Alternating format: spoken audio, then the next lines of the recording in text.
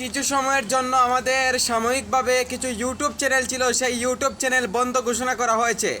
কিন্তু আপনারা অনেকেই জানেন না যে আমাদের এই ইউটিউব চ্যানেলের কিছু একটু টেকনিক্যাল প্রবলেমের কারণে সকল ইউটিউব চ্যানেল ইউটিউব ডিমনিটাইজ করে দিয়েছে এবং আমাদের সামনে যে শখ বসে দেখতেছেন তিনি কিছু কাজকর্মগুলো করতে চেয়েছেন আমাদের ইউটিউব চ্যানেলের জন্য।